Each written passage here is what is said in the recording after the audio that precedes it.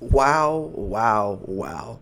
I hope you all have just had the right amount of time to decompress after what we've just seen in Group E. But anyways, what's going on, guys? Welcome back to another episode of the All Things Footy podcast. And usually I come here with a little bit of notes and preparations to talk about the things I want to talk about in football, right? But god damn, Group E is a group with Germany, Spain, Costa Rica, and Japan. And today might have been the craziest day of the World Cup so far. And let's get right into it with the whole Germany Costa Rica thing. The game, I thought that might be up there with the best game of the World Cup yet, and that could almost rival any game of the last World Cup as well. It was that good, that entertaining.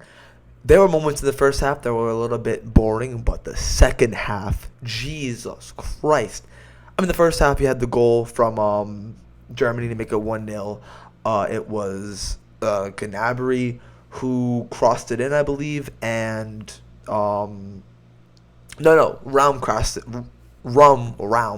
Crossed it in, and Gnabry headed it along the bottom right-hand side of the goal, made it 1-0, and there was a couple of boring moments the rest of the first half as well. But the second half, both teams were going for it from minute 45 and on, because Germany needed to win and have slight help from the Spaniards or the Spain national team to help them overtake Japan and go through. But also Germany had to win by a little bit because of the goal difference thing. But then also Costa Rica, if they just won the game, they would have went through over Japan, I believe, unless Japan and Spain drew, I think. Because Japan had 4 points. And no, if Costa Rica won, basically, they had a good chance of going through. Like, if they won, they were good. And Germany needs just to win by a considerable amount and not really concede too much, and then hope that Spain wins and they went through. So both teams were fucking egging it, pushing on right from the second half, but Germany had a bunch of chances. I mean, can we just talk about Musiala for a second? Apart from, if you consider young talents like Mbappe and Haaland, maybe he's not on their level yet, right? But I'm sorry, Musiala. Well, they play different positions, right? But Musiala, in my opinion, is a bigger talent than Bellingham, Pedri, Gavi, Foden, Saka. You name him, he's better than all of them. This guy is absolutely amazing. The chances he creates, the way he just glides past defenders like they're not even there, is absolutely outstanding. And Germany have the brightest young talent in all of football, I believe.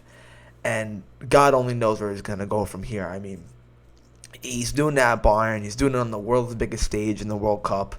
He played so well against Spain as well. Just couldn't quite get that goal, but he hit the post twice today, which is very unlucky from him. Two very, very amazing chances that he created for himself. Imagine, he's at a really top club right now in Bayern Munich, but imagine him in the Premier League, week in, week out, playing like really, really good competition, and he just glides past player. It'd be amazing to watch. But he's a revelation in that Germany team, and I think there's going to be a lot of changes going into that Germany team, because if they didn't fumble the bag against Japan, they would have been fine, because they played really, really good against Costa Rica. However, Costa Rica for a little bit were winning the game 2-1, and it looked like they were going to win the game because, again, they were going for it. If they won, they were good. They could have knocked Spain out, I believe, because Spain were the one that finished second, and I'll talk about the game in a little while. But Costa Rica, Joel Campbell played Maya's really, really good. I don't really know too many others of the names, but their wingers, their wide players, played really, really well as well, in my opinion.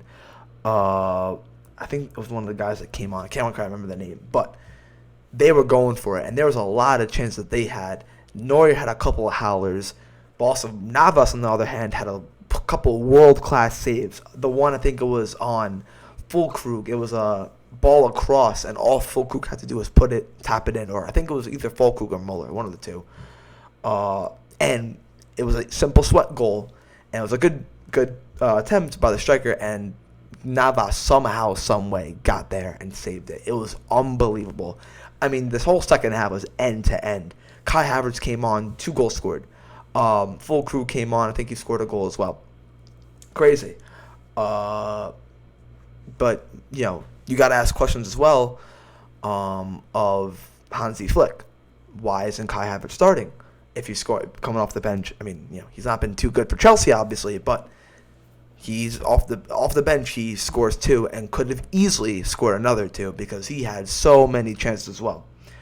Gnabry, I think, played really well. I mean, Germany played really well. Again, if they didn't fumble the bag against Japan, they would have gone through, and this game would have really put Germany back in the standards we're all used to. But no, they're going out of the group stage again for the second time in 2 World Cups, back to back. Ridiculous, but I think there's going to be a lot of changes going on in Germany. I think they're going to, obviously, a lot of their players have been in the Germany team since the 2010-14 World Cup, for example. We might see a whole younger team, for example, Adeyemi from Dortmund might play. We might see Mukoko from Dortmund start to come on the scene and burst on the scene for Germany.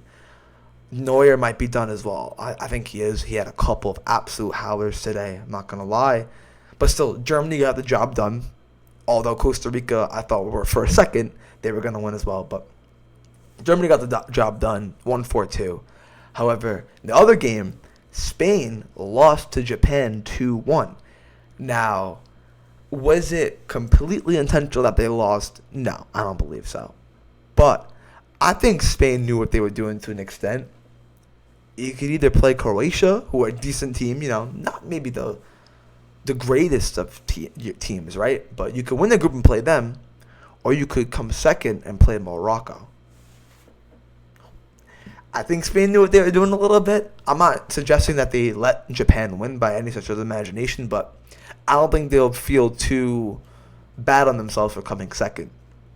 Pause. But anyway, Japan shocked me yet again, beating both Spain and Germany, but losing to Costa Rica.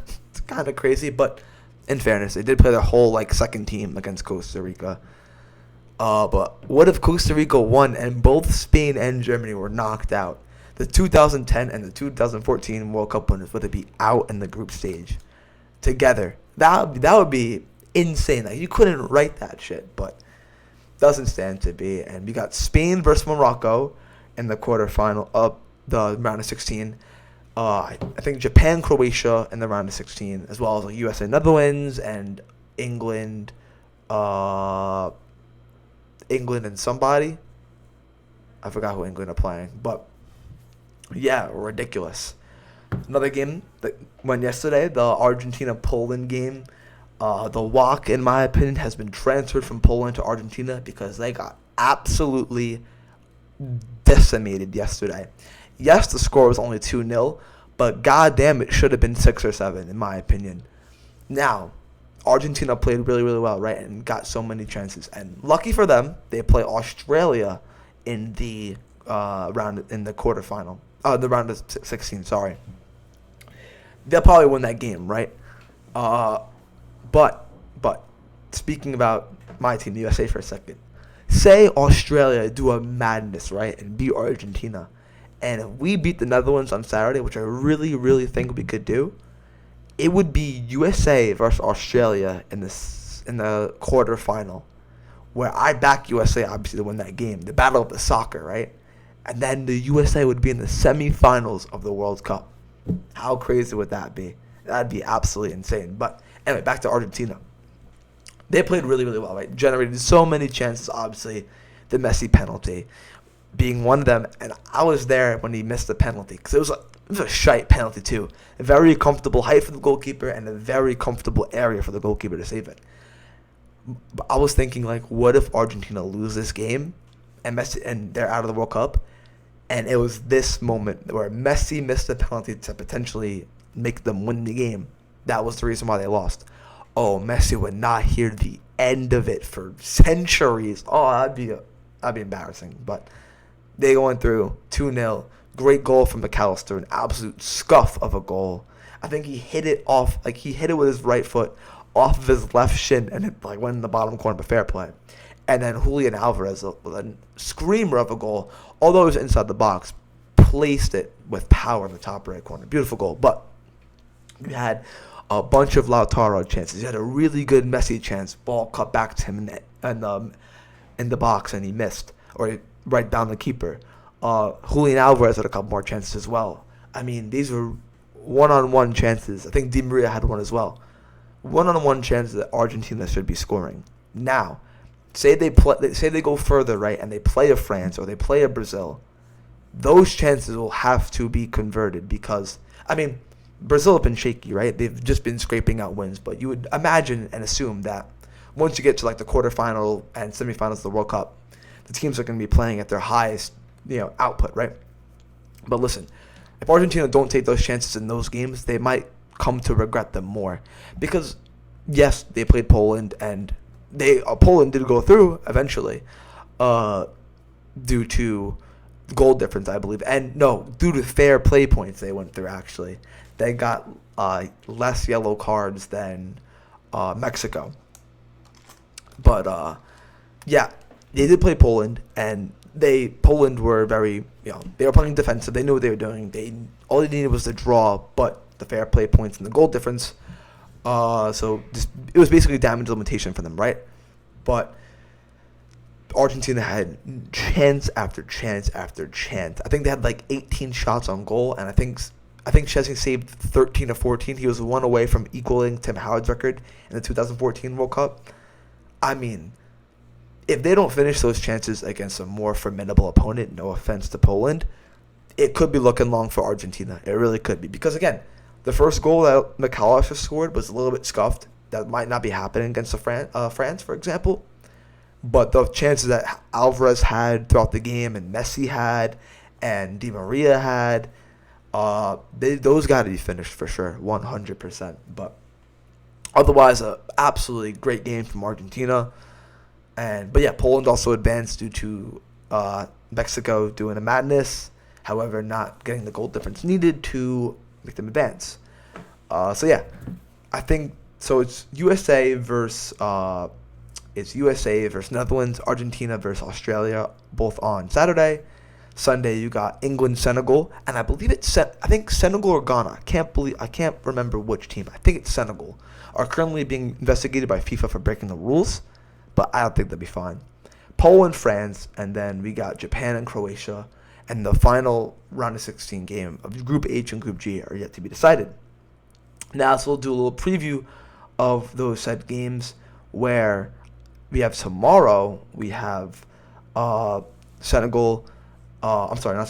Uruguay, South Korea, Portugal, and Serbia, Switzerland, and Cameroon, Brazil. Now, my favorite of these games is Portugal. I really, really rate Portugal. I think Bruno Fernandes right now is the player of the tournament. I think João Felix has been amazing for Portugal. I think Rafael Leao off the bench has been amazing for Portugal as well. Bernardo Silva, the list goes on and on and on. I have them as my third favorite to win the World Cup at the moment. I haven't really liked what I've seen from Brazil, for example. I think they've scraped wins against both Serbia and Switzerland. I think they played. I think that those are the two teams they played. But yeah, Portugal I really, really like, and I think they're going to kill it against Korea tomorrow. And I think also Brazil's going to win. So, yeah, I'm just still so shell-shocked over what I just saw today. But I'm going to make a little bit of a crazy statement now. This World Cup, match and performance-wise, right, like excitement-wise, in my opinion, is better than the 2014 World Cup. This one kills 2018 out of the water. 2018 is nothing compared to this. The vibes of the 2014 World Cup will never be touched, in my opinion. The 2014 World Cup, I was so excited for. I loved it so much. But match and like quality of game and excitement and like the upsets we've seen in this World Cup has been so much more entertaining to watch than the 2014 World Cup.